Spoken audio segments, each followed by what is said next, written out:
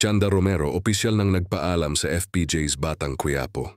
Opisyal nang namaalam ang batikang aktres na si Chanda Romero sa primetime teleserye ng ABS-CBN na FPJ's Batang Quiapo. Sa isang inilabas na paalam, Olivia Card ng Dreamscape Entertainment, kinumpirma ang pagtatapos ng kanyang karakter bilang si Olivia Montenegro Torres. Sa mga nakalipas na buwan, naging mahalagang bahagi si Olivia sa masalimuot na kwento ng pamilya Montenegro at Torres. Ang kanyang karakter ay nagsilbing tulay sa mga tensyon at revelasyon na nagbigay ng dagdag na lalim sa istorya. Maraming manonood ang nagpahayag ng kanilang paghanga kay Chanda Romero dahil sa husay at bigat ng kanyang pagganap.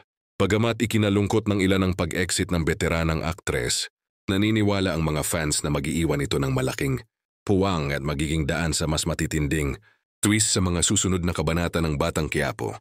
Isa sa mga naging highlight ang kanyang karakter kagabi na tinutukan ng mga manunood at nakakuha muli ng highest rating sa primetime. Samantala kabang-abang naman ang mga susunod na eksena kung sinong karakter ang muling magpapaalam.